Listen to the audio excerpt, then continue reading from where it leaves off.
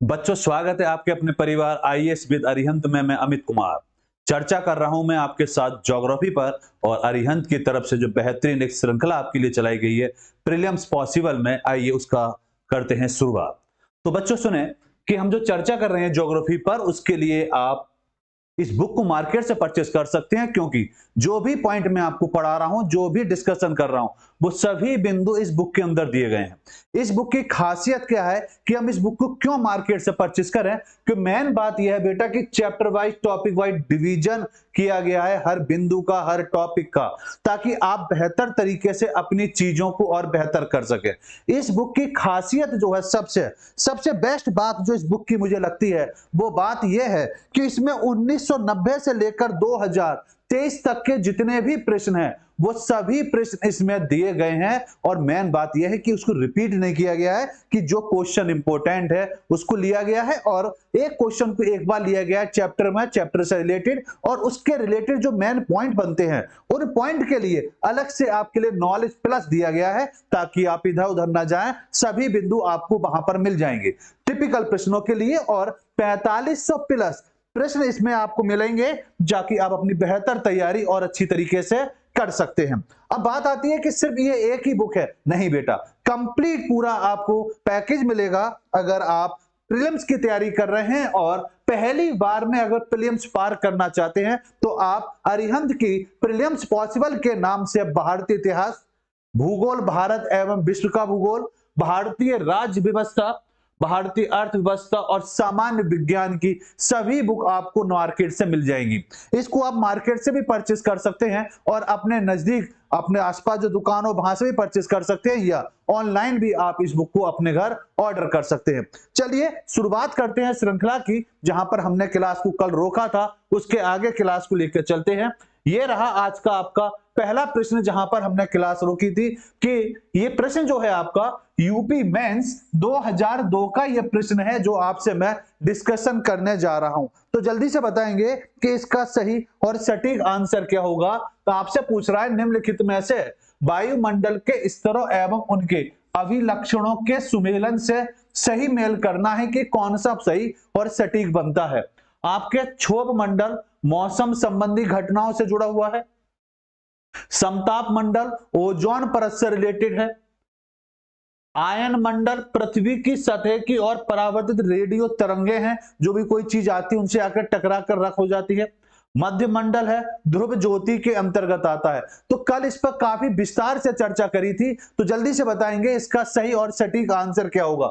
भाई क्षोभ मंडल की अगर हम बात करते हैं, तो क्षोभ मंडल क्या है, पृथ्वी का वह मंडल जो पृथ्वी का सबसे निचला मंडल होता है, इसको हम बोलते हैं क्षोभ मंडल। और क्षोभ मंडल अगर हम इसको बोलेंगे, तो इस मंडल की खासियत यह है कि ये आपका 8 से 18 किलोमीटर की ऊंचाई तक पाया जाता है, और पृथ्वी पर जितनी भी प्राकृतिक आपदाएं या मौसम संबंधी जितनी भी घटनाएं हैं, वो सभी की सभी इसमें मैच करती हैं। तो ये वाला ऑप्शन पहला तो बिल्कुल सही है। दूसरा आता है समताप मंडल। समताप मंडल मतलब समताप, पहली बात तो इसमें टेम्परेचर बिल्कुल इक्वल रहेगा, क्योंकि यहां पर टेम्परेचर कैसा रहता है, समान रहता है। अब समताप मंडल को अगर आप देखेंगे, तो आप 50 किलोमीटर की ऊंचाई तक समताप मंडल देखेंगे। अब टेम्परेचर जो समान रहता है, उसका रीजन क्या है, उसका रीजन है आपका ओजोन परत, क्योंकि इसमें ओजोन परत पाई जाती है, जो पृथ्वी से आने वाले अल्ट्रावायलेट किरणों को क्या कर देती है, वापस कर देती है। लेकिन इसमें खासियत है कि आप ओजोन परत की बात करेंगे, तो ये शुरुआत तो 15 किलोमीटर से हो जाता है, और कहां तक 35 या 32 किलोमीटर की ऊंचाई तक ये पाया जाता है। तो यहां पर ये बात याद रखेंगे कि टेम्परेचर जो इक्वल रहता है, वो 35 से 15 किलोमीटर की ऊंचाई तक रहता है समताप मंडल में, लेकिन 35 से 50 के बीच में टेम्परेचर में होती है वृद्धि। दूसरी बात, तो ये वाला ऑप्शन भी सही है। आयन मंडल की बात करेंगे, तो इसका ऊपर आएगा 80 किलोमीटर, और 80 किलोमीटर में आएगा मध्य मंडल। जो मध्य मंडल है, मध्य मंडल इसलिए इंपॉर्टेंट है क्योंकि यहां पर देखा जाए तो पृथ्वी पर जो आपका वायुमंडल है, सबसे ठंडा मंडल जो माना जाएगा, वो मध्य मंडल माना जाता है, क्योंकि यहां का जो टेम्परेचर होता है लगभग लगभग -100 डिग्री सेल्सियस के आसपास पहुंच जाता है। इसलिए इसको पृथ्वी का सबसे ठंडे मंडल के तौर पर जाना जाता है। इसके बाद आता है 640 किलोमीटर, जिसमें आपका आयन मंडल आता है। और आयन मंडल जो आता है, ये मंडल इसलिए इंपॉर्टेंट है क्योंकि रेडियो तरंग है, जो अल्ट्रावायलेट किरणें हैं, वो पृथ्वी पर जब आती पड़ती हैं तो वो तो आपको ओजोन परत की वजह से रुक जाती है। कोई भी पिंड अगर पृथ्वी की तरफ आएगा तो वो जल के जो राख हो जाता है, वो रेडियो तरंगों की वजह से राख हो जाता है, जिसको टूटते हुए तारे के तौर पर हम जानते हैं। तो ये क्लियर हो गया कि जो मध्य मंडल है वो ध्रुव ज्योति के तौर पर नहीं जाना जाता। नमस्ते बेटा। तो इस वजह से ये तो गलत हो गया। तो आपका आंसर हुआ पहला, दूसरा, तीसरा। और पहले, दूसरे, तीसरे में बात करेंगे तो ऑप्शन बैठता है आपका सी। जी नमस्ते बेटा, नमस्ते रावत जी, नमस्कार बेटा। तो बिल्कुल सही आंसर जो है वो आपका क्या है, सी आंसर है। चलिए अब देखिए, इसको व्याख्या से समझते हैं और बेहतर तरीके से। देखिए यहां साफ साफ दिया हुआ है, ये दिए गए कथनों में अगर हम बात करें तो पहला, दूसरा, तीसरा ही सही है। और पहला, दूसरा, तीसरा क्यों सही है, ये आप बेहतर तरीके से समझ गए हैं। भाई इसको क्षोभ मंडल वायुमंडल की सबसे निचली परत के तौर पर जाना जाता है। ये बात क्लियर है कि क्षोभ मंडल का जो निचला भाग होता है यही सबसे ठंडे तौर पर जाना, सॉरी, सबसे निचली परत के तौर पर जाना जाता है। इसी में मौसम संबंधी घटनाएं होती हैं। मौसम संबंधी घटनाओं से मतलब वर्षा, तूफान, आंधी, सुनामी, भूकंप वगैरह जितना भी आएगा वो सब इसी के अंदर आएगा। इसी मंडल में क्या होती है, घटित होती है। भाई समताप मंडल में पृथ्वी की सुरक्षा कवच के तौर पर बात करें तो ओजोन परत जो पाई जाती है, ओजोन परत को हम पृथ्वी का सुरक्षा कवच के तौर पर भी जान सकते हैं। वो कहां पाई जाती है, आपके समताप मंडल में, जो सूर्य से आने वाली परावैंगनिक किरणों को क्या कर लेती है, अवशोषित कर लेती है। और अवशोषित के साथ साथ जो सूर्य का प्रकाश पृथ्वी पर पड़ता है तो यह ध्यान रखेंगे कितना प्रकाश वापस चला जाता है, तो 97% प्रकाश जो है वो आपका वापस हो जाता है। भाई आयन मंडल में पृथ्वी की सतह की ओर परावर्तित होने वाली रेडियो तरंगें पाई जाती। पूर्व ज्योतिष या प्रकाश वर्ष भी आयन मंडल को ई लेयर में पाया जाता है, ना कि मध्य मंडल में। तो क्यों ई लेयर के तौर पे क्यों जाना जाता है भाई, ध्रुवीय, उत्तरी ध्रुव या ध्रुवीय प्रकाश के तौर पर इसलिए जाना जाता है कि कोई भी पिंड भाई आया और आके मानो इससे टकराए, इसको हम आयन मंडल मान लें, तो इससे जब टकराएगा तो इसमें रेडियो तरंग है, जब उससे टकराता है तो जल के राख हो जाता है, तो उसमें क्या प्रकाश उत्पन्न होता है, जिसको हम लोग अभी तक टूटते हुए तारे के तौर पर जानते हैं। तो इसका बिल्कुल सही आंसर जो हुआ वो आंसर हुआ आपका सी होगा, बिल्कुल सही और सटीक आंसर। आइए आगे बात को लेके चलते हैं। अच्छा अब हमारा टॉपिक है सूर्य तप। सूर्य तप पर चर्चा करेंगे क्योंकि इस पर चर्चा पिछली क्लास में भी हम कर चुके थे। राधे राधे बेटा, राधे राधे खुशी बेटा, राधे राधे। चलिए पहले इसको डिस्कशन करेंगे और ध्यान से सभी बिंदुओं को समझेंगे, ताकि अभी जो इसके बाद हम क्वेश्चन आंसर करेंगे ताकि आप आंसर अच्छी तरीके से, बेहतर तरीके से दे सके। भाई सूर्य ताप का पहले परिचय समझते हैं। भाई सूर्य से पृथ्वी तक पहुंचने वाली लघु तरंगों के रूप में सौर विकिरण ऊर्जा को जो बोला जाता है उसे क्या बोला जाता है, सूर्य ताप के तौर पर जाना जाता है।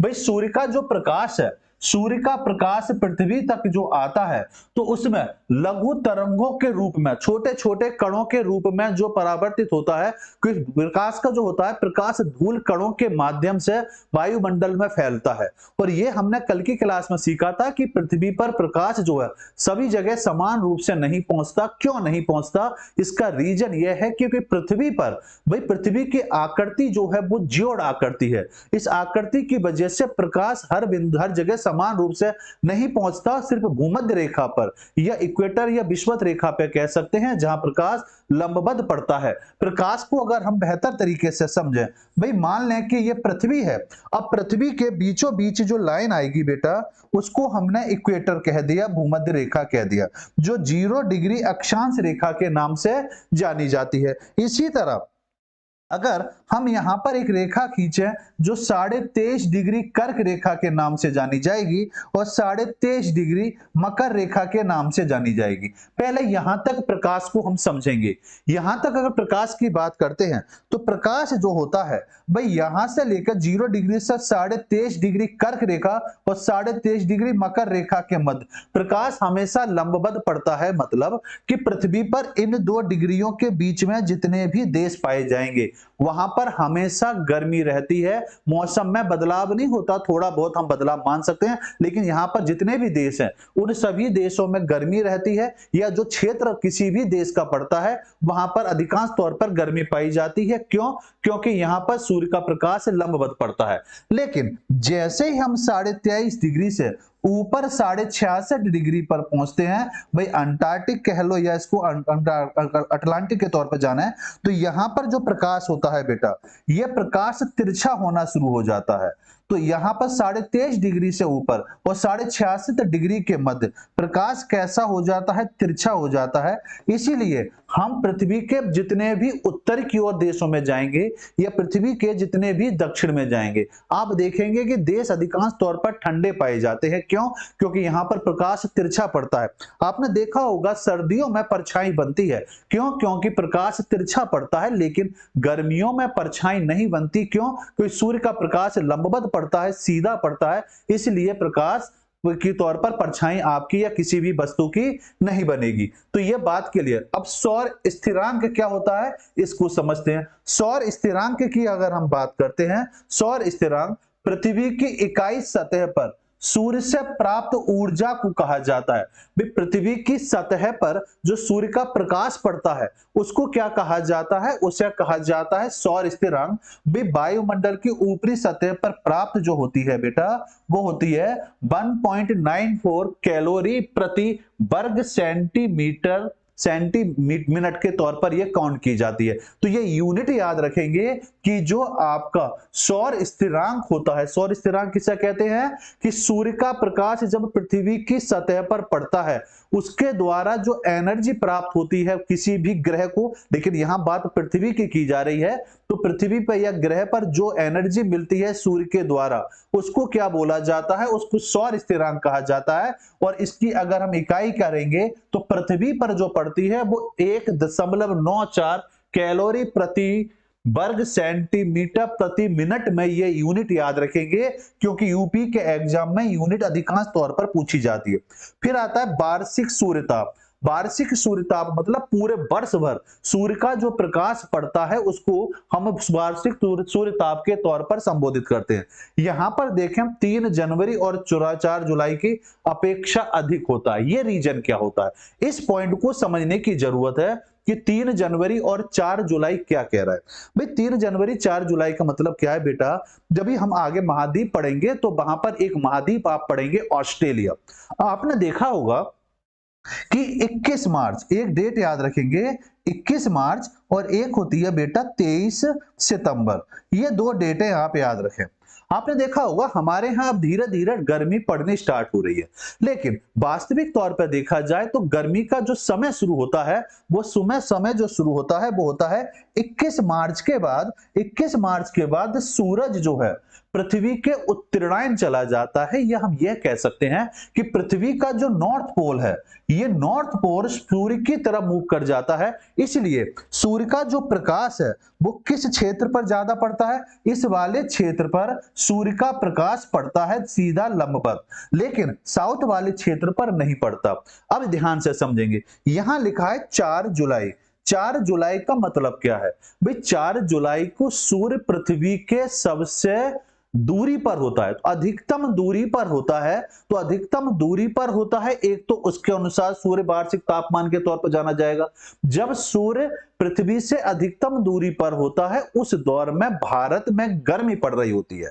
लेकिन इसके अपोजिट अगर हम जाते हैं 3 जनवरी को, 3 जनवरी को क्या होता है? भारत में ठंड पड़ रही होती है, क्योंकि उस दौर में सूर्य पृथ्वी के बिल्कुल नजदीक से गुजरता है, या हम ये कह सकते हैं पृथ्वी सूर्य के बिल्कुल नजदीक से गुजरती है। लेकिन उस समय 23 सितंबर के बाद की यह घटना घटती है, क्योंकि आप देखें भाई 3 जनवरी की बात करें तो 3 जनवरी 21 मार्च से पहले होगा, और 23 सितंबर जो है वो भी आपके 23 सितंबर के बाद आपका जनवरी आएगा। यहां बात को जरा समझेंगे। इसी आधार पर भाई ये वाला जो भाग है यहां तो पड़ रही है गर्मी, तो इस क्षेत्र में क्या पड़ेगी? ठंड। कब? 23 सितंबर के बाद। तो बस इसे याद रखेंगे। इसी वजह से ऑस्ट्रेलिया में प्रत्येक वर्ष आग लगती है। तो आग लगने का रीजन क्या है? कि सूर्य का पृथ्वी के बिल्कुल नजदीक आ जाना, और वो घटना कब है? 3 जनवरी। इसलिए आपने देखा होगा ऑस्ट्रेलिया में 4 या 5 जनवरी को हर साल आग लगती है, और रीजन क्या है? प्राकृतिक कारण है। तो ये बात समझ गए कि वार्षिक सूर्यताप का जो आकलन किया जाता है वो 3 जनवरी और 4 जुलाई के बीच के अकॉर्डिंग किया जाता है। दूसरा, भूमध्य रेखा से ध्रुवों की ओर कम होता है। ये बात क्लियर है बेटा, ये जो लाइन है ये भूमध्य रेखा है। भाई भूमध्य रेखा से जैसे जैसे हम उत्तर की ओर चलेंगे, जैसे जैसे हम उत्तर की ओर चलेंगे, टेम्परेचर क्या होता चला जाएगा? कम होता चला जाएगा। अब कम क्यों होता चला जाएगा ये हम समझ चुके हैं कि 23.5 डिग्री कर्क रेखा और 23.5 डिग्री मकर रेखा के मध्य सूर्य का जो प्रकाश पड़ता है वो लंबवत पड़ता है। लेकिन जैसे ही हम 23.5 डिग्री से 66 डिग्री नॉर्थ या 66 डिग्री साउथ की ओर चलेंगे, सूर्य का प्रकाश तिरछा होता चला जाता है। अब कोई आपसे पूछे कि सूर्य का प्रकाश तिरछा जो होता है इसका रीजन क्या है, तो इसका रीजन है जियोड। जियोड मतलब पृथ्वी की आकृति, कि पृथ्वी की आकृति कैसी है, तो पृथ्वी की आकृति है जियोड आकृति। इसकी वजह से सूर्य का प्रकाश पृथ्वी पर हर एक क्षेत्र में समान रूप से नहीं पहुंचता। दूसरी बात, सूर्य ताप में भिन्नता के कारक, कि सूर्य ताप में भिन्नता क्यों पाई जाती है, तो भिन्नता तो अब स्पष्ट हो रही है। भाई यहां पर प्रकाश लंबवत पड़ रहा है, और जैसे जैसे नॉर्थ या साउथ में हम बढ़ेंगे सूर्य का प्रकाश हर क्षेत्र में अलग अलग पाया जाएगा। मेन रीजन तो यही है। फिर भी भाई पृथ्वी का अपने अक्ष पर घूमना, ये बात भी क्लियर है। भाई पृथ्वी अपने अक्ष पर भी घूमती है और पृथ्वी परिक्रमा भी करती है। तो एक तो प्रकाश का सीधी तरीके से समान रूप से नहीं पहुंचना, और पृथ्वी अपनी धुरी पर भी घूम रही है और पृथ्वी परिक्रमा भी कर रही है, जिसकी वजह से प्रकाश समान रूप से एक जगह स्थिर नहीं रहता। दूसरी बात, सूर्य की किरणों की नीति कोण बनता है। कोण तो बनेगा ही। देखिए जैसे जैसे टेम्परेचर हम नॉर्थ या साउथ में जा रहे हैं तो हर जगह एंगल क्या होता चला जा रहा है? चेंज होता चला जा रहा है। दिन की अवधि और वायुमंडल की परिदर्शिता, तो वायुमंडल की परिदर्शिता के वायुमंडल पृथ्वी में पाया जाता है, और वायुमंडल में हमने कल की क्लास में पढ़ा था कि मुख्य तौर पर नमी पाई जाती है, जल वाष्प पाया जाता है 4%। और यह भी हमने देखा कि सूर्य का जो प्रकाश है पृथ्वी पर, पृथ्वी की सतह पर जो आता है वो सिर्फ कितना आता है? 2% आता है। ये भी याद रखेंगे। यहां तक कोई भी डाउट हो तो पूछेंगे। अगली बात पर आते हैं। भाई वायुमंडल का गर्म तथा ठंडा होने की प्रक्रिया, कि वायुमंडल कैसे ठंडा और गर्म होता है इसको भी समझेंगे। तो इसको समझने के लिए सबसे मेन है, सबसे पहले विकिरण। विकिरण का मतलब क्या है? सूर्य से पृथ्वी पर ऊष्मा का संचरण। भाई सूर्य का प्रकाश जब पृथ्वी पर पड़ेगा तो पड़कर ऊष्मा का क्या होगा? संचरण होगा। बिल्कुल क्लियर। संवहन, ऊष्मा का संवहन होना। संचालन मतलब संचालन, ऊष्मा का संचरण, एक बिंदु से एक कण के रूप में दूसरे कण तक पहुंचना। कि प्रकाश कैसे चलता है? प्रकाश कणों के रूप में चलता है, फोटॉन के रूप में चलता है। तो ये बात क्लियर होगी। तो आणविक सक्रियता द्वारा ऊष्मा का संचरण करना। अभिवहन, क्षैतिज संचरण से ताप का स्थानांतरण होना। क्षैतिज तौर पर ताप का एक स्थान से दूसरे स्थान पर क्या होना? स्थानांतरण होना। यह भी इसके अंतर्गत आता है। जबकि वायु के ताप की बात करें कि वायु के तापमान में जो वृद्धि होती है वो किसकी वजह से होती है? भाई सूर्य ताप की वजह से ही होती है। अब उसकी विशेषता क्या है? विशेषता की बात करेंगे तो पार्थिव विकिरण होता है जो दीर्घ तरंग से सर्वाधिक गर्म होने का कारण है। तो सबसे मेन कारण कि वायुमंडल में जो नमी के साथ साथ आपने देखो गर्मी का प्रभाव होता है वो दीर्घ तरंगों के माध्यम से होता है। भी वायुमंडल का नीचे से गर्म होना। वायुमंडल में कार्बन डाइऑक्साइड की मात्रा पाई जाती है और कार्बन डाइऑक्साइड कल पढ़ा था कि ये सबसे गर्म गैस है। और देखा जाए तो वायुमंडल में अगर कार्बन डाइऑक्साइड की एक बार उत्पत्ति हो जाए तो उसका जीवन काल जो होता है वो 100 वर्ष का होता है। एक बार कार्बन डाइऑक्साइड की उत्पत्ति हो तो कितना समय होता है? 100 वर्ष में वो खत्म होता है। इसलिए वायुमंडल का नीचे से गर्म होना भी एक मुख्य कारण है जिसकी वजह से वायु के तापमान में क्या होती है? वृद्धि होती है।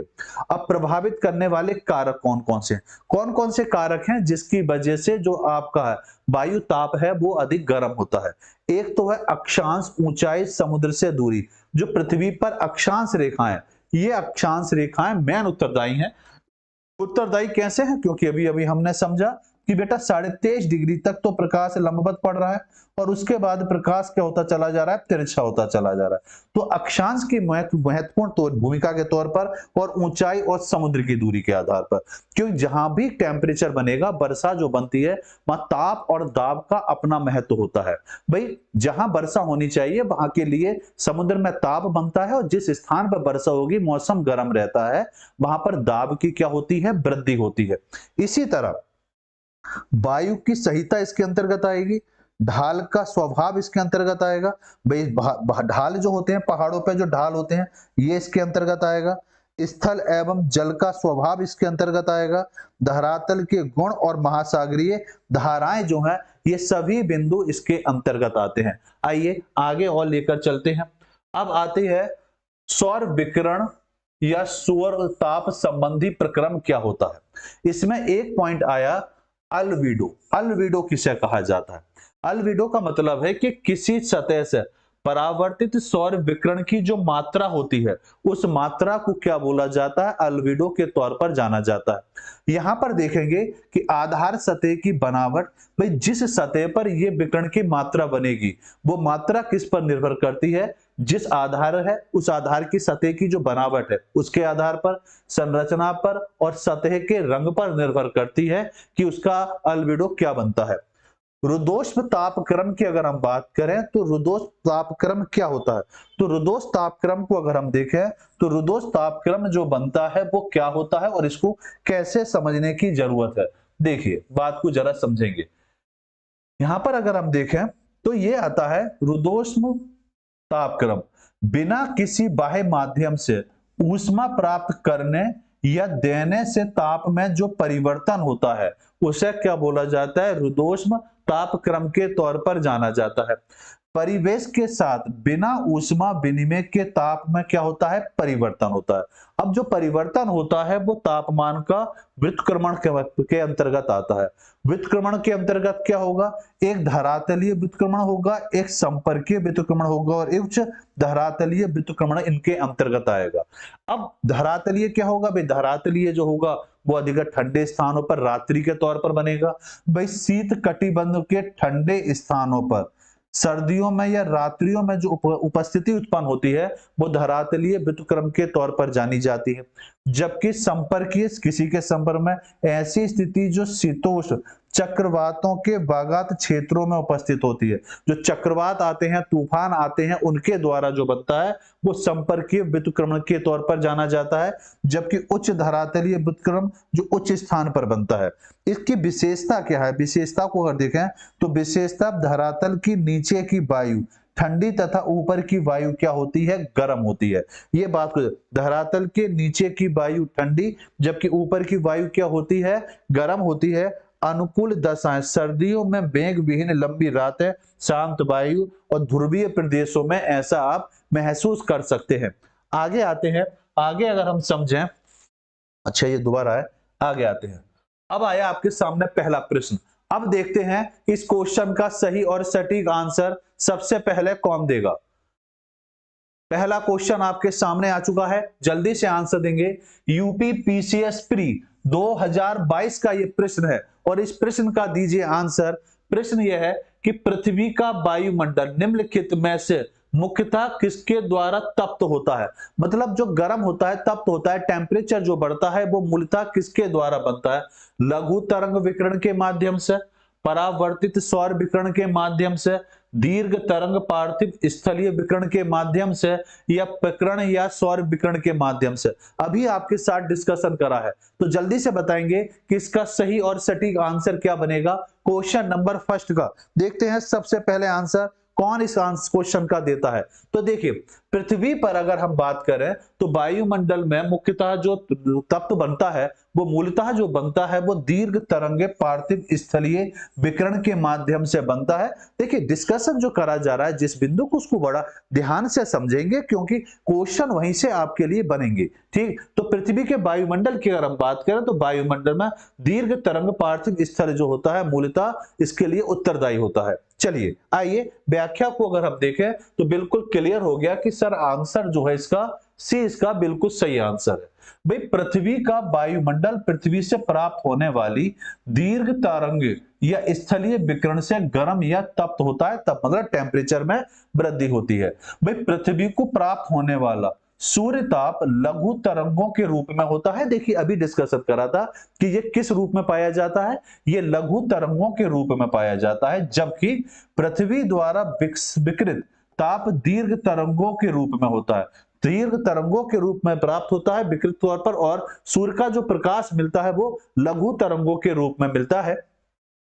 वायुमंडल नीचे से गर्म होती है और हमारा वायुमंडल सूर्य से आने वाली लघु तरंगों के लिए पारदर्शित होता है, किंतु पृथ्वी द्वारा छोड़ी गई दीर्घ तरंगों के अपारदर्शित होता है। अतः वायुमंडल और सौर विकिरण की अपेक्षा पार्थिव विकिरण से अधिक ऊर्जा प्राप्त करता है, और इसके साथ ही मुख्यतः पार्थिव विकिरण से तप्त क्या होता है, प्राप्त होता है। तो बिल्कुल सही आंसर होगा सी होगा। रावत जी का आंसर आया सी। वेरी गुड बेटा, बहुत बढ़िया। चलिए अगले प्रश्न का आंसर दीजिए रावत जी। प्रश्न आपके सामने है जो आईएएस प्री 2001 का प्रश्न आपसे पूछा जा रहा है। प्रश्न कह रहा है मेघाच्छादित रातें स्वच्छ रातों की तुलना में किसके कारण अधिक गर्म होती हैं? ये तो बड़ा सिंपल सा क्वेश्चन आपके एग्जाम में पूछा गया था, तो जल्दी से बताएंगे इसका सही आंसर क्या होगा। अब तो ये गलत नहीं होना चाहिए कि मेघाच्छादित रातें स्वच्छ रातों की तुलना में किसके कारण अधिक गर्म होती हैं। जल्दी से, अभी अभी मैंने चर्चा करी कि पृथ्वी के टेम्परेचर की बात करेंगे तो निचला भाग क्या होता है, गर्म होता है। अब वो गर्म क्यों होता है जल्दी से बताएंगे। कोई बात नहीं बेटा, कोई बात नहीं, जल्दी से बताइए। फिर भी कोई बात नहीं रावत बेटा, जल्दी से आंसर देंगे कि इसका सही आंसर क्या होगा।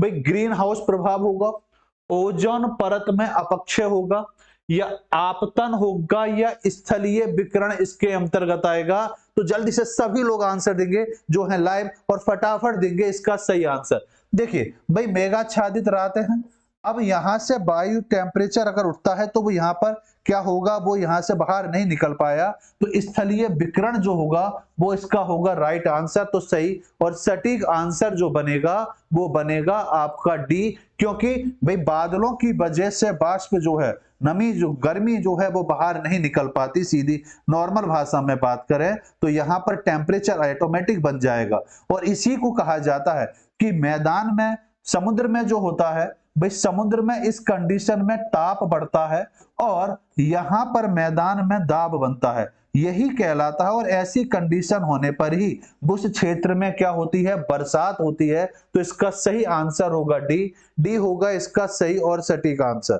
ऑप्शन ए नहीं होगा बेटा, ग्रीन हाउस प्रभाव नहीं होगा। ग्रीन हाउस प्रभाव का मतलब है कि उस क्षेत्र में गर्मी का बढ़ना। बेटा यहां समझेंगे मेघाच्छादित रातें मतलब यहाँ बादलें जो बन जाते हैं, बादल बनने के बाद आपने देखा होगा कि आपके क्षेत्र में जब बरसात होती है, बरसात के दिनों में आपने नोट किया होगा, जब जब बरसात होने वाली होती है, आप जून जुलाई में देखेंगे, जुलाई अगस्त में, तो एक चिपचिपी सी नमी बन जाती है, वो घुटन सी महसूस होती है। तो वो किसकी वजह से होती है, स्थलीय विकिरण के माध्यम से होता है, और उस दौर में कंडीशन कुछ इस तरह की बनती है। आइए, तो व्याख्या डी बिल्कुल सही आंसर है। इसका आंसर इसका क्या हुआ, डी। बिल्कुल रावत जी का आंसर डी, बहुत बढ़िया बेटा, वेरी गुड। अब आइए, और क्वेश्चन आपसे कह रहा है कि मेघाच्छादित रातें स्थलीय विकिरण के कारण स्वच्छ रातों की अपेक्षा अधिक क्या होती है, गर्म होती है। और क्यों होती है इसकी चर्चा हम कर चुके हैं, फिर भी समझते हैं। क्योंकि रात में पार्थिव विकिरण द्वारा ह्रास होता है, मेघाच्छादन के कारण सूर्य से प्राप्त सौर विकिरण ऊर्जा को रात्रि में पृथ्वी के पार्थिव विकिरण को वापस नहीं लौटा पाती। भी प्रकृति का नियम है कि जो चीज आपको मिली है वो वापस करना है। जैसे सिंपल सी भाषा को समझे, हम लोगों ने, अधिकांश लोगों ने गंगा स्नान किया होगा, देखा होगा सुबह सुबह पानी गर्म रहता है दोपहर के मुकाबले। क्यों कि पृथ्वी ने सूर्य से दिन भर में जितनी एनर्जी प्राप्त की थी वो रात्रि में क्या हो रही है, वापस हो रही है, और उसका प्रमाण वहां आपको मिलेगा। तो ये बात क्लियर हो, लौटा नहीं पाती, जिससे वायुमंडल अपेक्षाकृत क्या होता है, गर्म हो जाता है। इसके विपरीत तो स्वच्छ रातों में सामान्य प्रक्रिया के द्वारा दिन में प्राप्त सौर विकिरण आकाश में लौट जाता है, जिससे वह मेघाच्छादित रातों की अपेक्षा ठंडा व शीतल होता है। तो मैं मानता हूं बात अब आपको बिल्कुल क्लियर हो गई होगी, कोई भी डाउट नहीं रहा होगा। ठीक, चलिए अगले प्रश्न पर आते हैं। और आईएएस प्री 2008 का ये आपके सामने आया प्रश्न, तो जल्दी से बताएंगे इसका सही आंसर क्या होगा। देखते हैं सही आंसर कौन देता है। जिस प्रक्रम के द्वारा सूर्य से पृथ्वी पर ऊष्मा संचारित होती है उसे क्या कहा जाता है। ऑप्शन है आपके सामने, चालन कहा जाता है, संवहन कहा जाता है, विकिरण कहा जाता है, या अंतरिक्ष विक्षोभ कहा जाता है। अभी काफी देर से मैं आपके साथ इस पॉइंट पर चर्चा भी कर रहा हूं, तो जल्दी से बताएंगे सर इसका आंसर तो हमें पता है। अगर पता है तो जल्दी से बताइए कि इस क्वेश्चन का सही और सटीक आंसर क्या बन सकता है। जी जल्दी से आंसर देंगे। देखते हैं कि सबसे पहले आंसर कौन देता है क्वेश्चन नंबर 3 का। देखिए अभी हमने समझा था, चीजों को समझा था कि जो है भाई सूर्य का जो प्रकाश है पृथ्वी में ऊष्मा संचरण जो होता है वो किसके द्वारा होता है, वह होता है विकिरण के द्वारा। अभी अभी पिछले पॉइंट में हमने चर्चा करी। दीप सिंह का आंसर आया सी, बहुत बढ़िया बेटा, वेरी गुड, बिल्कुल सही आंसर आया दीप सिंह का। सभी लोग आंसर दें बेटा ताकि आपकी तैयारी और बेहतर तरीके से हो सके। नमस्कार बेटा, नमस्कार दीप सिंह। आइए व्याख्या को समझ लेते हैं पुनः। भाई जिस प्रक्रम के द्वारा सूर्य से पृथ्वी पर ऊष्मा संचारित होती है उसे विकिरण कहा जाता है, रेडिएशन कहा जाता है। सूर्य अपनी ऊष्मा का लगातार विकिरण करता है जिससे सौर विकिरण कहते हैं। अभी आपके साथ जब सूर्य ताप जब शुरू करा तो वहां पर इसका डिस्कशन हुआ। भाई सूर्य की ऊर्जा का मुख्य स्रोत सूर्य का आंतरिक भाग है। भाई सूर्य का आंतरिक भाग क्या है, भाई सूर्य के अंदर हीलियम और हाइड्रोजन पाए जाते हैं और हीलियम और हाइड्रोजन के मध्य नाभिकीय संलयन की क्रिया होती है। नाभिकीय संलयन की क्रिया की वजह से सूर्य के अंदर छोटे छोटे तूफान उठते हैं। इन तूफानों का वही हम कहा जाता है कि सूर्य के अंदर एनर्जी बनती है। और यह नाभिकीय संलयन की जो क्रिया है इसको एक को पूरा होने में, या हम कहें एक तूफान को उत्पन्न होने में पूरा जो समय लगता है वो लगभग 27 वर्ष लगता है। इसको आप ऐसे समझो, आपने लकड़ी को जलते हुए देखा होगा।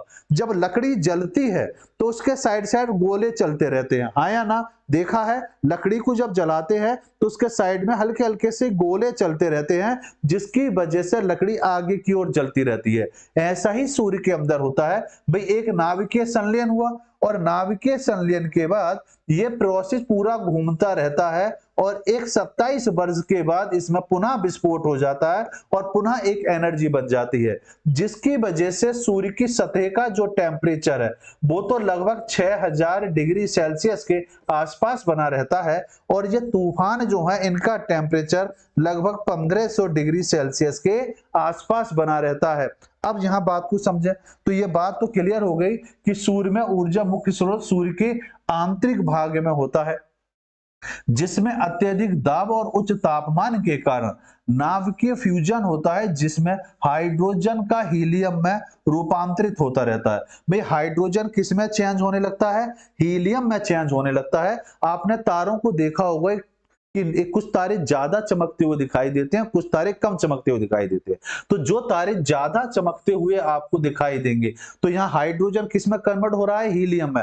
तो हाइड्रोजन की मात्रा अगर ज्यादा है तो वो तारा कम चमकता हुआ दिखाई देगा, लेकिन जिस तारे में हीलियम की मात्रा ज्यादा होगी वो तारा ज्यादा चमकता हुआ दिखाई देगा। इसलिए हीलियम वाले तारे को ओल्ड तारे के तौर पर जाना जाता है। पृथ्वी पर आने वाली सौर विकिरण को सूर्य ताप कहते हैं। पृथ्वी के तापमान में अधिक विषमता होती है। विषमता क्यों होती है उसके टेम्परेचर में, क्योंकि समान रूप से टेम्परेचर पृथ्वी पर सूर्य का प्रकाश समान रूप से नहीं पहुंचता। और उदाहरण के स्वरूप अल अजीजिया जो लीबिया में है, जो विश्व का सबसे गर्म प्रदेश है, जहां का टेम्परेचर 58 डिग्री सेल्सियस के आसपास दर्ज किया गया, जबकि भारत में अगर सबसे गर्म प्रदेश जो माना गया राजस्थान में है, जहां 52 डिग्री सेंटीग्रेड दर्ज किया गया। जबकि सबसे ठंडा प्रदेश बर्फोखास है जो साइबेरिया में है, जहां का टेम्परेचर -8 47.5 डिग्री सेल्सियस के आसपास आता है। आइए अगले प्रश्न पर आते हैं और देखते हैं सबसे पहले कौन आंसर देगा। यूपी पीसीएस प्री 2015 का ये प्रश्न है और इस प्रश्न को ध्यान से पढ़ेंगे और देखते हैं कि सबसे पहले आंसर कौन देता है। आपतन की तीव्रता किस पर निर्भर करती है? भाई टेम्परेचर की जो तीव्रता है वो या टेम्परेचर में जो परिवर्तन होता है वो मूलतः किस पर निर्भर करता है? ऑप्शन है आपका तुंगता पर, भूभाग के स्वरूप पर, पवन पर या अक्षांश पर। तो जल्दी से बताएंगे क्वेश्चन नंबर आपका जो 4 है, 4 का सही आंसर क्या होगा? जल्दी से आंसर दीजिए और वीडियो को लाइक शेयर भी करते चलेंगे और बताएंगे बेटा कि क्वेश्चन नंबर 4 का सही आंसर ये होगा।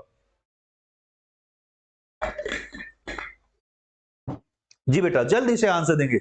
देखते हैं किसका सही और सटीक आंसर कौन देता है।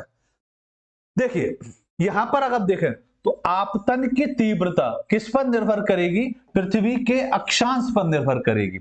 अक्षांश पर कैसे निर्भर करेगी?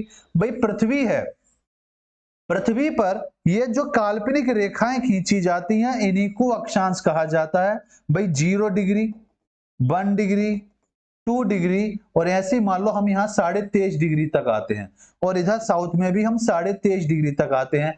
क्योंकि अक्षांश के अनुसार अगर आप देखेंगे तो वहां पर आप नोट करेंगे कि सूर्य का टेम्परेचर यहाँ भी लंबवत पड़ता है और यहाँ तक तो लंबवत पड़ता है और उसके बाद 66.5 डिग्री तक सूर्य का जो टेम्परेचर है वो कैसा पड़ता है? तिरछा पड़ता है, नॉर्थ में भी और साउथ में भी। लेकिन जैसे ही बेटा हम 66.5 डिग्री को क्रॉस करते हैं तो ये नॉर्थ पोल है, यहाँ सूर्य का प्रकाश नहीं पड़ता और ये साउथ पोल है, यहाँ भी सूर्य का प्रकाश नहीं पड़ता।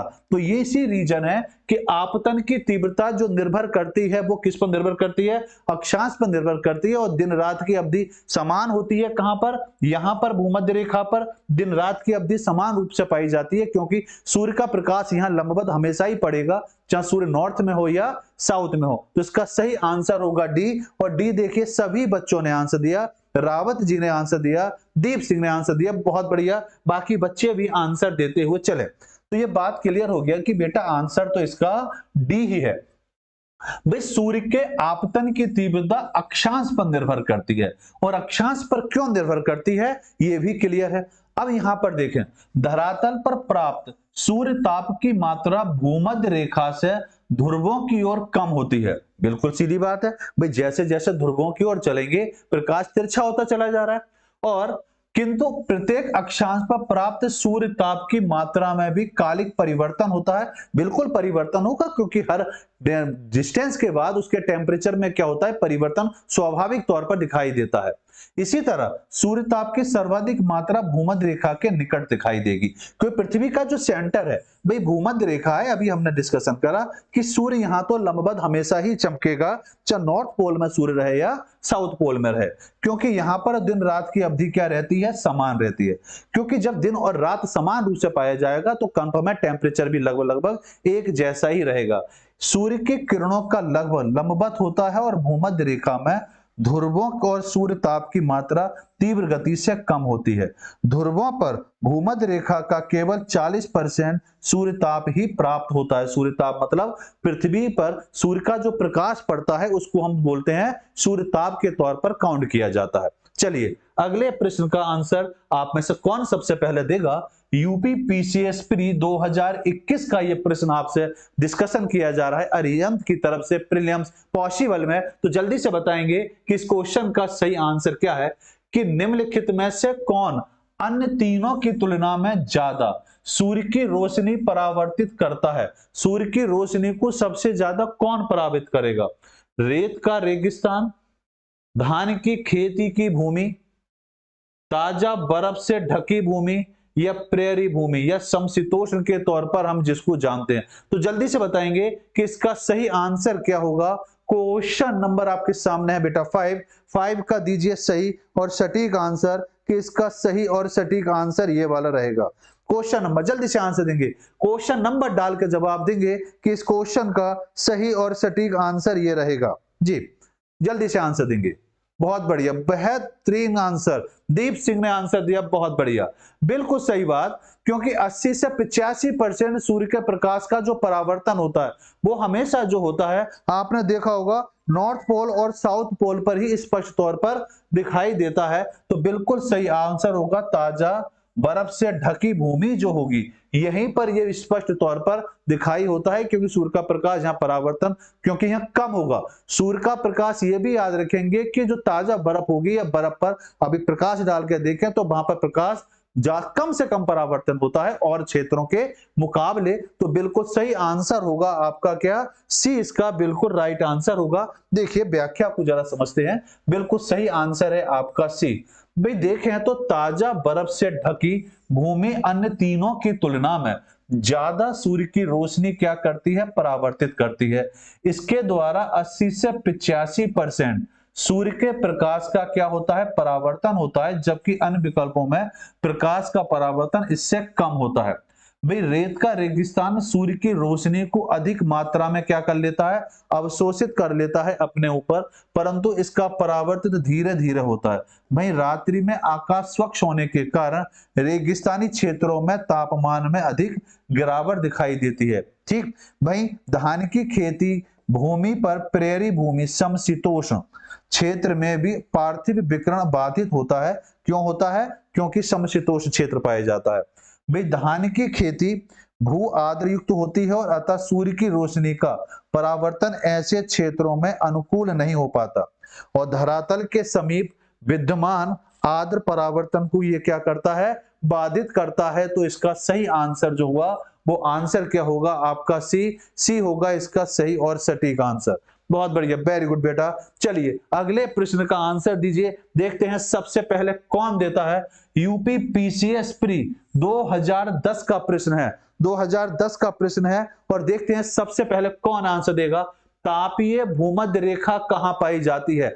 अभी थोड़ी देर पहले देखिए हर बिंदु का डिस्कशन किया गया है, और मैं आशा करता हूं कि हर बच्चा इसका आंसर जरूर दे, क्योंकि लिंक देखिए बड़े बेहतर तरीके से आपके लिए डिजाइन की गई है ये बुक, ताकि आप अगर एक टॉपिक को लेकर करते हैं तैयारी तो आप यकीन मानिए कि आपकी बेहतर तैयारी हो पाएगी। इसलिए नजदीक बुक स्टोर से जाकर या ऑनलाइन इस बुक को जरूर मंगाएं और अपनी तैयारी शुरू करें, कि साफ लिखा है प्रीलिम्स पॉसिबल। अगर आप अपने प्रति यहाँ ईमानदार तो प्रीलिम्स कंफर्म निकलेगा, क्योंकि 1990 से लेकर 2023 तक के जो भी महत्वपूर्ण बिंदु हैं, महत्वपूर्ण प्रश्न हैं, वो सभी प्रश्न आपको यहाँ पर मिलेंगे। ठीक है, तो बिल्कुल क्लियर आंसर। अब आंसर देंगे इसका क्या होगा, भूमध्य रेखा पर होगा, भौगोलिक भूमध्य रेखा के दक्षिण में होगा, या भौगोलिक भूमध्य रेखा के उत्तर में होगा।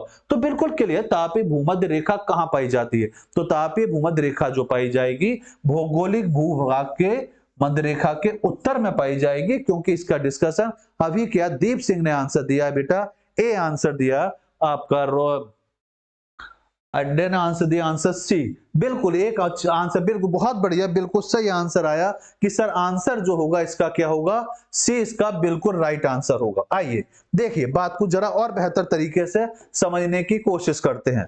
ये बात क्लियर है कि आंसर इसका क्या है बेटा, सी है। भी तापीय भूमध्य रेखा भौगोलिक रूप से भूमध्य रेखा के कहां पाई जाएगी, उत्तर में ही पाई जाएगी, क्योंकि उत्तरी भागों में स्थलीय भाग अधिक होने के कारण तापीय भूमध्य रेखा भौगोलिक भूमध्य रेखा के उत्तर में पाई जाती है। सूर्य के उत्तरायण होने की स्थिति में यहाँ तापीय रेखा कितनी होती है, 37 डिग्री उत्तरी अक्षांश पर स्थित होती है। यह जरूर याद रखेंगे कि वो कितने पर होती है, 37 डिग्री उत्तरी अक्षांश पर स्थित होती है। औसत तापीय भूमध्य या विषुवत रेखा वह रेखा होती है जो सर्वोच्च वार्षिक औसत तापमान वाले स्थानों को मिलाए हुए खींची जाती है। तो वो कितना है, 37 डिग्री उत्तरी अक्षांश से, याद रखेंगे, ठीक है ना। इसी तरह विश्व में सर्वोच्च तापमान जो है कर्क रेखा और मकर रेखा के निकट पाया जाता है। क्यों पाया जाता है बेटा, क्योंकि इन क्षेत्रों में हमेशा सूर्य का जो प्रकाश होता है वो कैसा पड़ता है, लंबवत पड़ता है। कोई बात नहीं बेटा, ठीक है ना। जबकि सर्वोच्च औसत तापमान विषुवत रेखा के समीप पाया जाता है। अन्य समदाब रेखाओं की भांति तापीय विषुवत रेखा ऋतु परिवर्तन के साथ उत्तर से दक्षिण की ओर तथा दक्षिण से उत्तर की ओर क्या होती है, स्थानांतरित होती है। तो ये बात बिल्कुल क्लियर है, ये बात हम पूरी तरह समझ चुके हैं कि भाई ये वाले जो क्षेत्र हैं 0 डिग्री से लेकर 23.5 डिग्री नॉर्थ और 23.5 डिग्री साउथ, यहां पर हमेशा गर्मी बनी रहेगी और ये मेन पॉइंट है, इसको जरा ध्यान से समझेंगे। अगले पॉइंट पर आते हैं।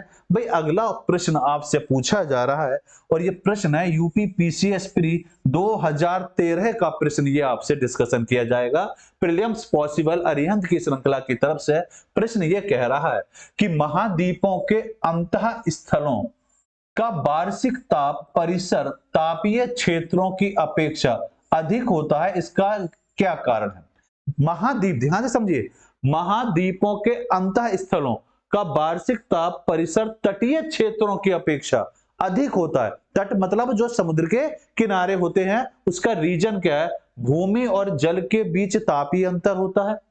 महाद्वीपों और महासागरों के बीच तुंगता में अंतर होता है।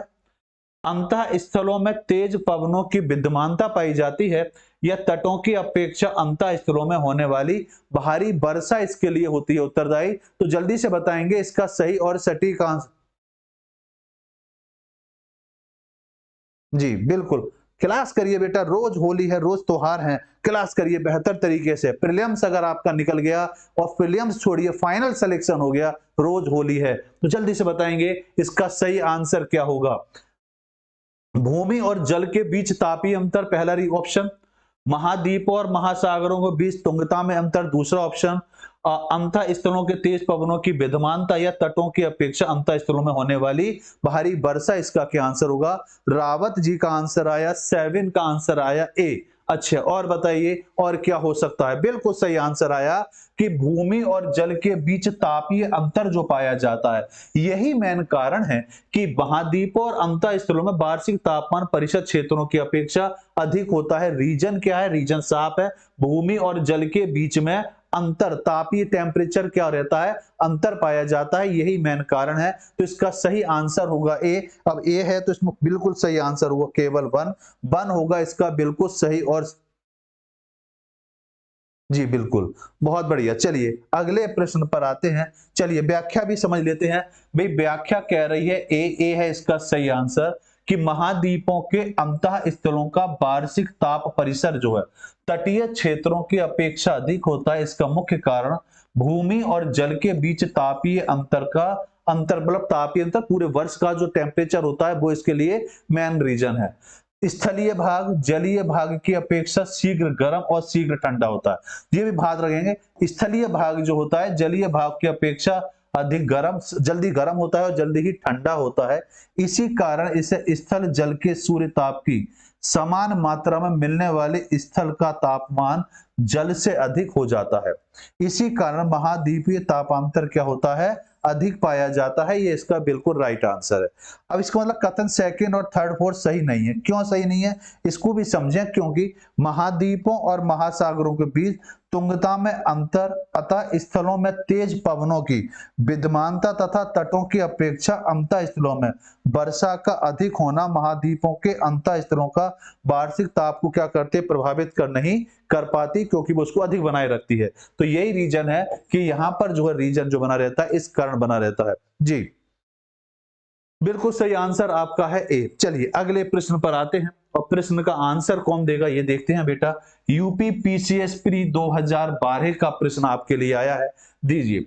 सामान्यतः पृथ्वी की सतह से ऊंचाई बढ़ने के साथ तापमान में गिरावट आती है। गिरावट क्यों आती है जल्दी से बताएंगे। ऑप्शन है आपके सामने। वायुमंडल पृथ्वी की सतह से केवल ऊपर की ओर गर्म हो सकता है। देखिए अभी क्लास शुरू करी थी तो वहां पर डिस्कशन करा था कि टेम्परेचर नीचे गर्म होता है या ऊपर जाकर गर्म होता है। अभी मैं मानता हूं आधे घंटे पहले हमने इस पर डिस्कशन किया है। दूसरा, ऊपरी वायुमंडल में आर्द्रता अधिक होती है, ऊपरी वायुमंडल में हवा कम होती है। तो आपको यह बताना है कि इसमें सही कौन सा बैठेगा। जल्दी से देखते हैं किसका आंसर कौन सबसे पहले देता है। जी रॉयल वॉयल जल्दी से आंसर दो बेटा, सभी लोग आंसर देंगे। जतिन आंसर दो, दुर्गेश आंसर दीजिए, हाँ जतिन रावत, बिल्कुल दीप सिंह, बहुत बढ़िया। अब दुर्गेश का आंसर आया 7, का आंसर आया बी 7। 8 का आंसर देंगे बेटा, 8 का सही आंसर क्या होगा? तो देखिए यहां बात को अगर हम समझें तो वायुमंडल ऊपरी सतह में केवल ऊपर की ओर गर्म होता है, ऊपर की ओर गर्म नहीं होता, नीचे गर्म ऊपर ठंडा होता है। तो इसका सही आंसर जो होगा ये तो गलत हो गया। दूसरा, ऊपरी वायुमंडल में सॉरी ये तो गलत, सही होता, ऊपर की ओर गर्म होता है, सही होता है। ऊपर वायुमंडल में आर्द्रता अधिक होती, अधिक नहीं होती, क्या होती है? कम होती है, ये इसका आंसर। ऊपरी वायुमंडल में हवा कम होती है, बिल्कुल सही है। धीरे धीरे जैसे जाते हैं तो वायुमंडल क्या होता चला जाता है? कम होता चला जाता है। तो ये वायुमंडल की नम्रता जो पाई जाती है कम होती चली जाती है, तो ये भी सही है। तो आंसर आपका पहला और तीसरा सही है। पहला तीसरा कहां है? सी। सी इसका बिल्कुल राइट आंसर होगा। तो सेकंड और थर्ड नहीं बेटा, जिसका सही आंसर नहीं बेटा, ऊपरी वायुमंडल में आर्द्रता जो है अधिक नहीं होती, ये गलत है। तो इसका सही आंसर क्या है? सी इसका बिल्कुल सही और सटीक आंसर है। देखिए बात को जरा समझे भाई, ये क्लियर है। देखो बेटा आंसर इसका सी है। रीजन क्या है? क्योंकि सामान्यतः पृथ्वी की सतह से ऊंचाई बढ़ने के साथ तापमान में क्या होती है? गिरावट आती है, क्योंकि वायुमंडल पृथ्वी की सतह से केवल ऊपर की ओर गर्म हो सकता है। पृथ्वी की सतह से ऊपर की ओर गर्म होगा। और ये डिस्कशन देखो अभी जब चैप्टर शुरू करा था वहां बड़ी बेहतर तरीके से आपको डिस्कशन भी किया था। और ऊपरी वायुमंडल में हवा कम होती है, इसके अतिरिक्त वायुमंडल में आर्द्रता की मात्रा भी कम पाई जाती है, जबकि ऑप्शन ये कह रहा था कि आर्द्रता अधिक पाई जाती है। तो इस बात को जरूर याद रखेंगे कि ऊपरी वायुमंडल में आर्द्रता जो पाई जाती है, देखो पृथ्वी की आंतरिक संरचना पढ़ाई थी तो वहां पर क्या समझाया था? जितना हम नीचे चलते चले जाएंगे आर्द्रता बढ़ती चली जाएगी, बात खत्म। रटने की जरूरत नहीं है, जितना ऊपर चलते चले जाएंगे कम होती चली जाएगी, सीधी सी बात। ठीक, आगे आते हैं। अब यहां पर देखिए, पृथ्वी के धरातल पर सौर विकिरण द्वारा विकृत ऊर्जा का लगभग 2 कैलोरी मिनट पर सेकेंड मीटर प्राप्त होता है। 1.94 के आसपास होता है एक्यूरेट, लेकिन हम इसको 2 कैलोरी के तौर पर इसको हम लिख सकते हैं। सेकंड गलत है। गलत क्यों है ये आपको क्लियर हो गया। तो पृथ्वी सौर विकिरण का 2/8वां हिस्सा ही अवशोषित रोक कर पाती है, इसलिए गर्मी केवल पृथ्वी की सतह के आसपास होती है, ऊंचाई पर नहीं होती। ऊंचाई पर वायु विरल होती है और अतः ऊपरी वायुमंडल में आर्द्रता कम होती है। इसलिए तो कहा जाता है कि जो समताप मंडल होता है, यही रीजन है कि समताप मंडल जो है वहां पर टेम्परेचर कैसा रहता है? समान रहता है 15 से 35 किलोमीटर के बीच में। यहाँ टेम्परेचर हमेशा समान रहता है और यही मुख्य रीजन है जो यहाँ पर आपके सामने स्पष्ट है। यूपीपीसीएस प्री 1997 का ये प्रश्न है और प्रश्न ये कह रहा है, एक कथन दिया है और उसका रीजन दिया है, कारण आपको दिया गया है। वायुमंडल में अधिकांश ऊष्मा परोक्ष रूप से सूर्य से तथा प्रत्यक्ष रूप से पृथ्वी के धरातल से प्राप्त करता है, पहला रीजन। अब इसका कारण क्या है? जी बिल्कुल, कारण दिया है कि पृथ्वी के धरातल पर सौर लघु तरंगें पार्थिव ऊर्जा को लंबी तरंगों में क्या कर देती हैं? परावर्तित कर देती हैं। बस यहीं पर ध्यान समझेंगे, ये शब्द जो लंबी लिखा है यहीं से क्वेश्चन का फॉर्मेट आपको पकड़ने की कोशिश करनी है कि इसका सही आंसर क्या होगा। ए आर दोनों सही है, ए आर की व्याख्या करता है, ए आर दोनों सही है परंतु ए आर की सही व्याख्या नहीं करता। ए सही है किंतु आर गलत है, ए गलत है किंतु आर सही है। तो जल्दी से बताएंगे कि इस क्वेश्चन का सही आंसर क्या होगा। क्वेश्चन नंबर आपके सामने है और जल्दी से आंसर देंगे। बिल्कुल आपने आंसर दिया बेटा सी, क्वेश्चन नंबर डाल के जवाब देंगे। क्वेश्चन नंबर आपके सामने 9 कि 9 का सही आंसर क्या होगा। देखिए पहली कथन को समझते हैं।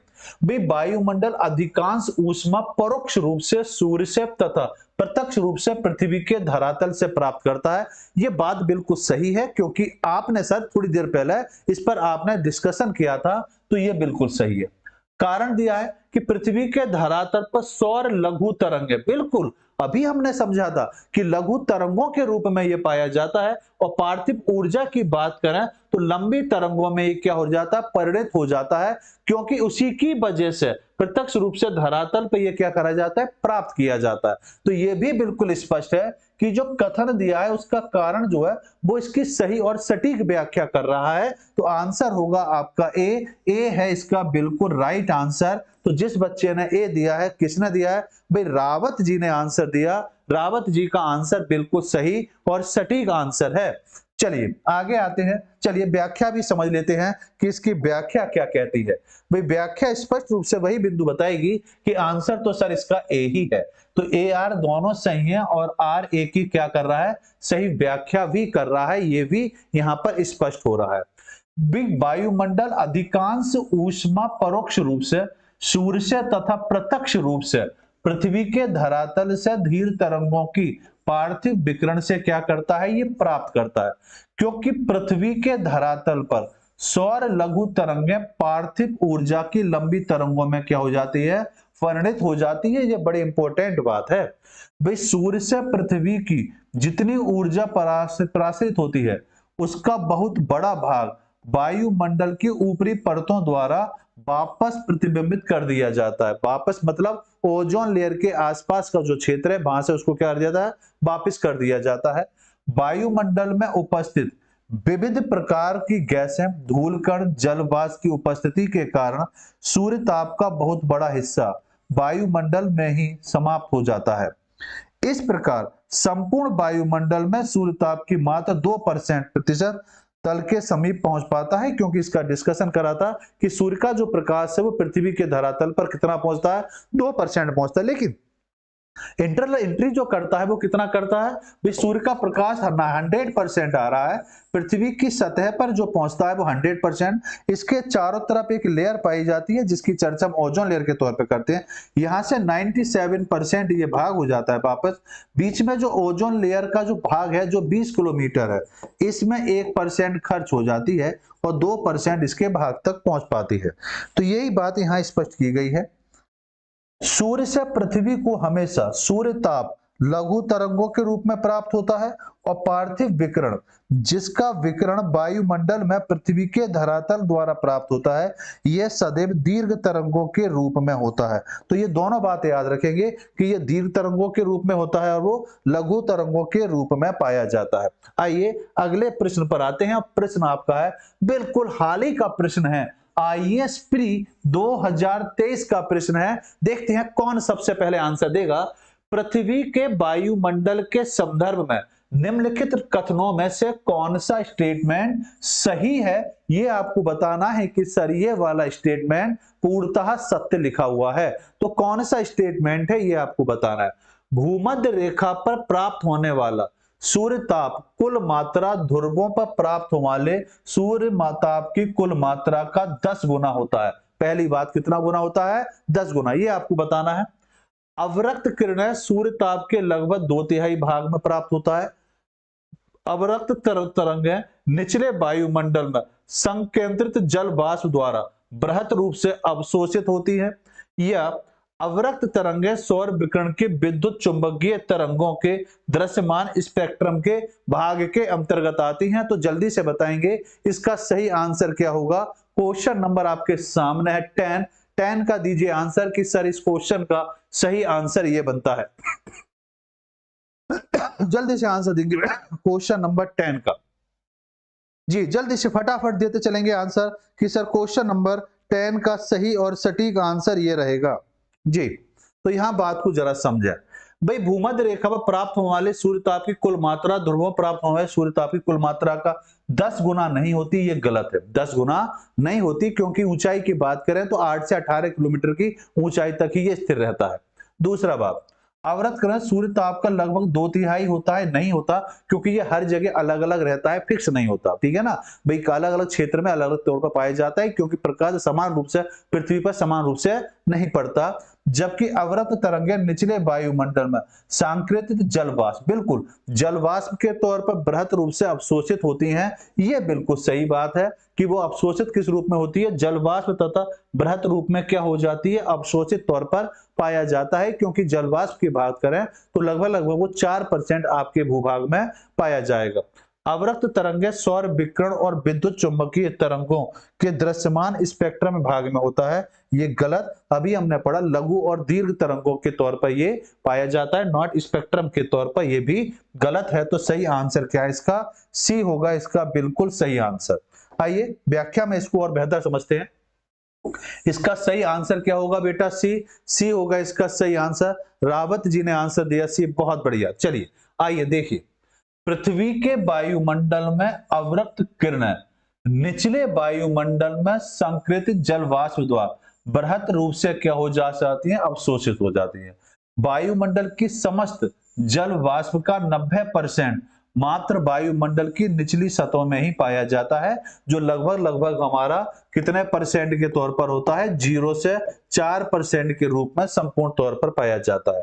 भाई पृथ्वी की सतह लघु तरंगों के रूप में सूर्य ताप को क्या करती है? प्राप्त करती है, ना कि स्पेक्ट्रम के तौर पर। वातावरण में लघु तरंगें सौर विकिरण में पारदर्शित हो जाती हैं, छोटे छोटे कणों के रूप में क्या हो जाती है? पारदर्शित रूप में बढ़ जाती है। और पृथ्वी के वायुमंडल की निचली परत जो क्षोभ मंडल होती है, जिसकी ऊंचाई 8 से 18 किलोमीटर पाई जाती है, जो समताप मंडल को क्षोभ सीमा के द्वारा क्या करती है? अलग करती है। विद्यमान जलवाष्प अवरक्त सौर विकिरण को अवशोषित करती है, वहीं समताप मंडल सूर्य की परावैंगनिक किरणों से रक्षा कर मानव जीवन की क्या करती है?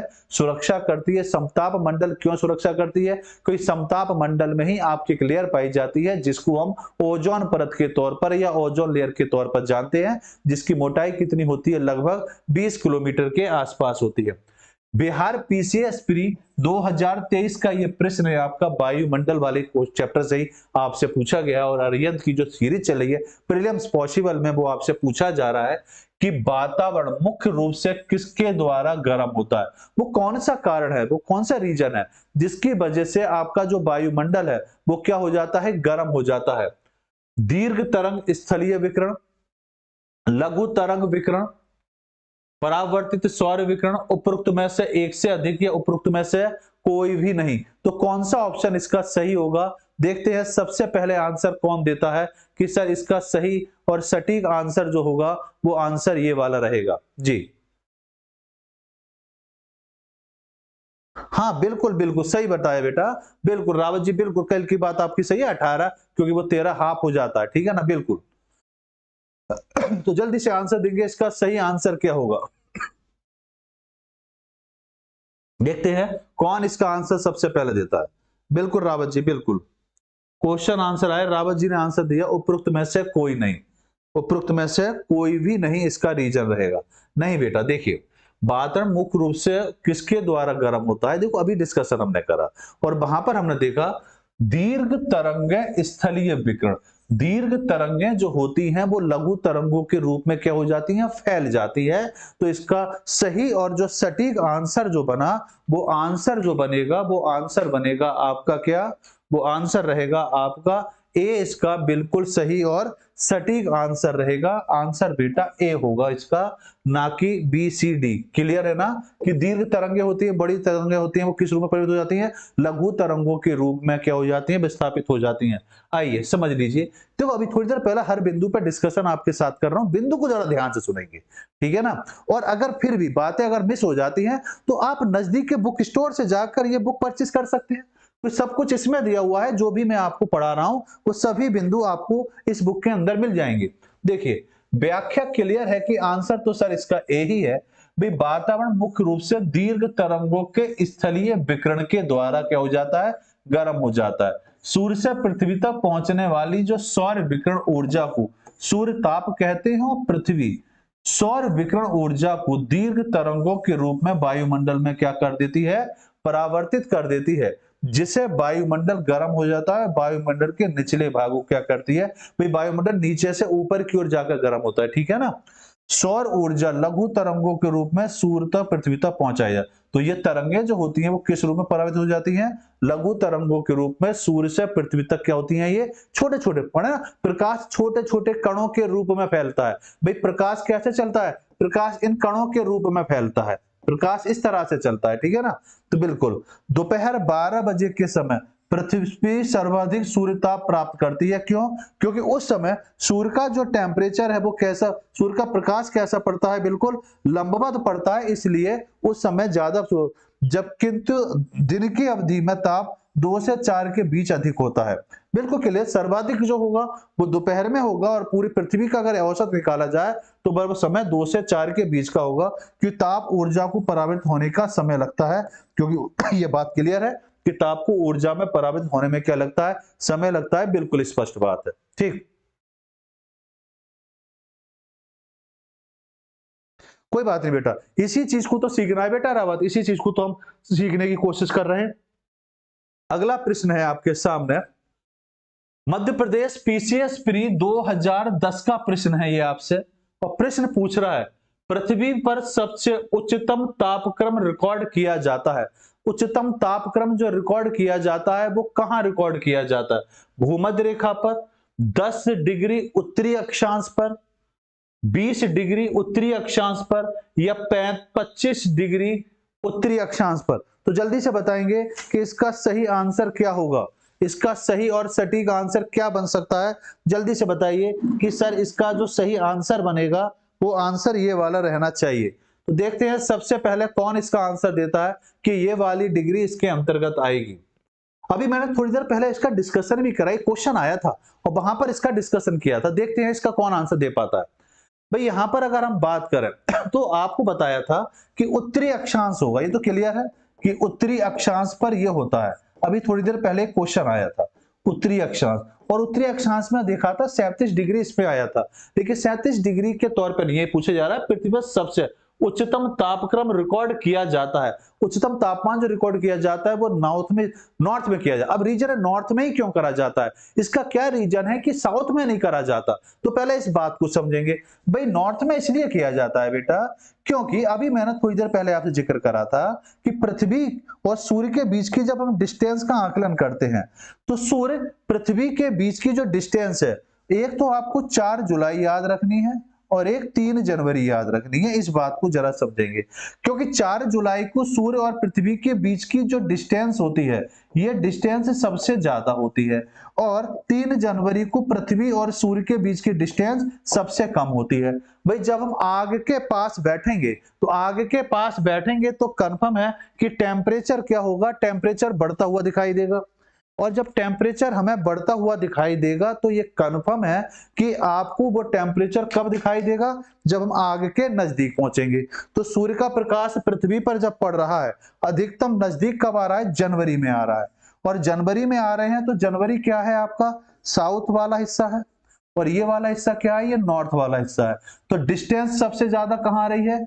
डिस्टेंस यहां पर कवर की जा रही है, इसलिए इस आधार पर इसको उत्तर की ओर ले जाया जाता है, और 20 डिग्री इसका बिल्कुल सही आंसर होगा। इसका सही आंसर होगा आपका सी होगा, बिल्कुल राइट और सही आंसर। बिल्कुल क्लियर है, क्योंकि यहां पर अगर देखें तो टेम्परेचर नापा गया अल अजीजी, अभी मैंने बताया था, जहां पर टेम्परेचर लगभग 58 डिग्री सेल्सियस के आसपास पाया गया, जो पृथ्वी के नॉर्थ पोल के तौर पर पाया जाता है।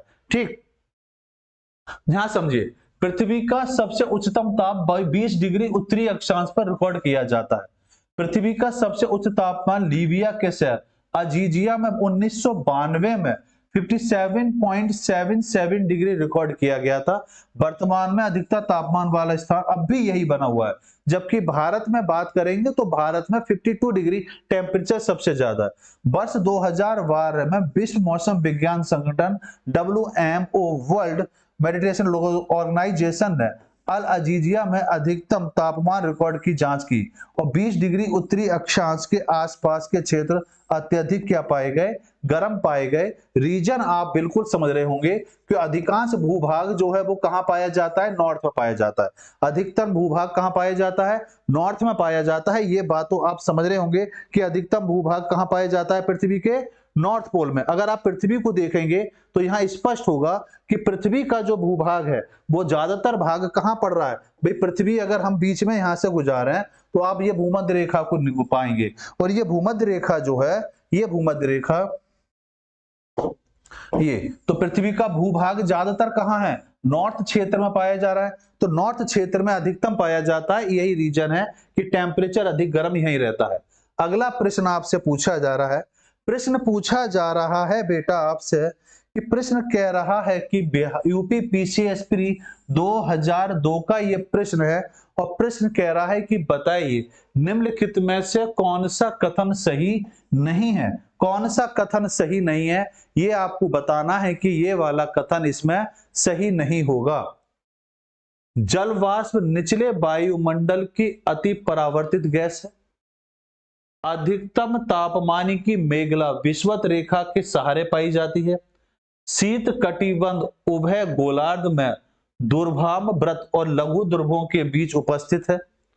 जेट वायु धाराएं अत्यधिक ऊंचाई की हवाएं हैं जो धरातलीय मौसमी दशाओं को क्या करती हैं, प्रभावित करती है। क्वेश्चन को ध्यान से पढ़ेंगे और बताना है कि कौन सा ऑप्शन है जो आपके हिसाब से सही नहीं बैठता। तो जल्दी से आंसर देंगे। क्वेश्चन नंबर आपके सामने आया, क्वेश्चन नंबर 13 कि 13 का सही और सटीक आंसर क्या बनता है। जी जल्दी से दीजिए आंसर। तो देखिए बात को, जलवाष्प निचले वायुमंडल की अति परावर्तित गैस है, बिल्कुल सही बात। अभी अभी हमने पढ़ा था कि जलवाष्प भाई क्षोभ मंडल में पाया जाता है। जलवाष्प कहां पाया जाता है बेटा, क्षोभ मंडल में पाया जाता है, जो आपका 0 से 4% का भाग होता है। और ये कहां पाया जाता है, वायुमंडल के निचले भाग में पाया जाता है, बिल्कुल क्लियर।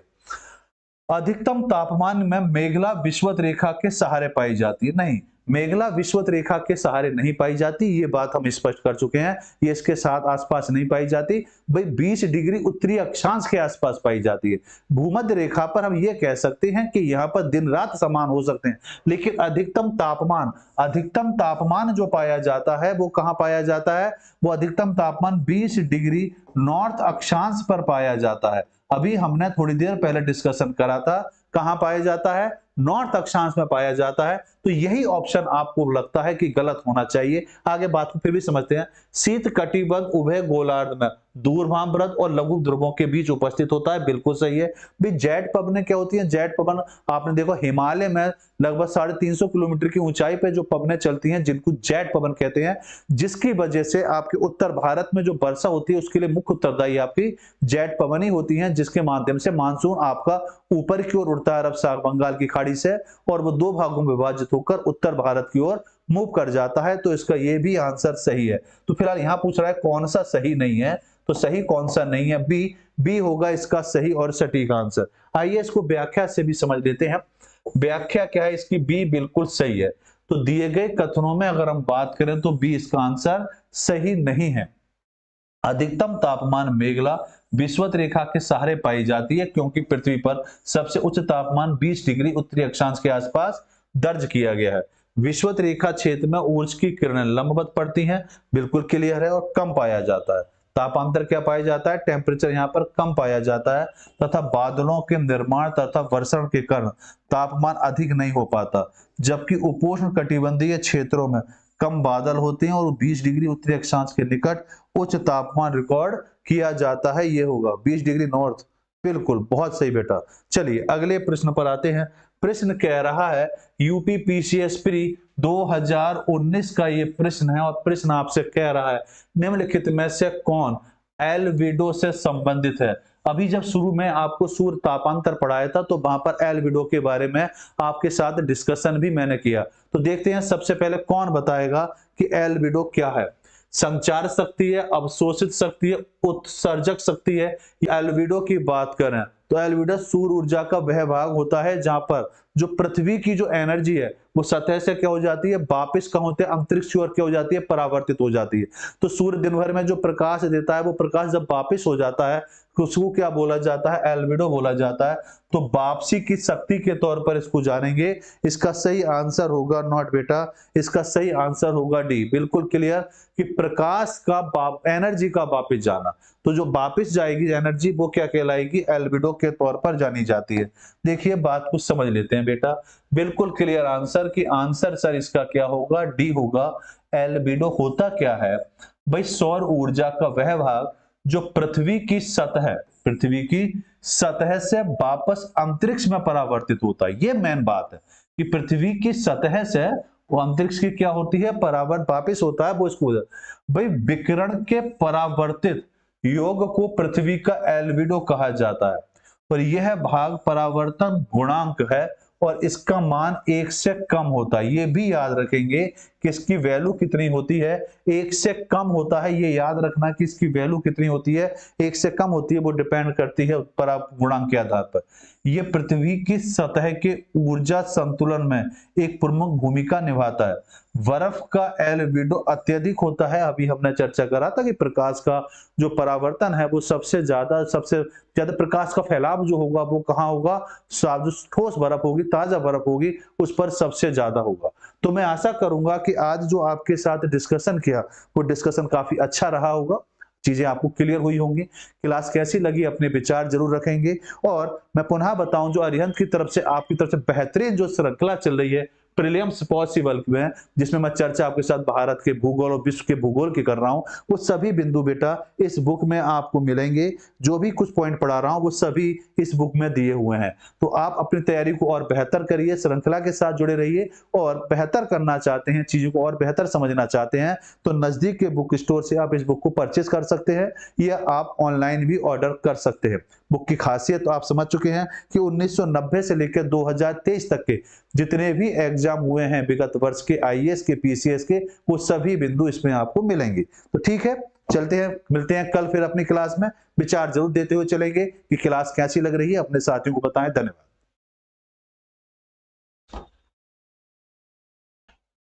बिल्कुल राव जी, दोबारा देखिए बेटा। धन्यवाद बेटा।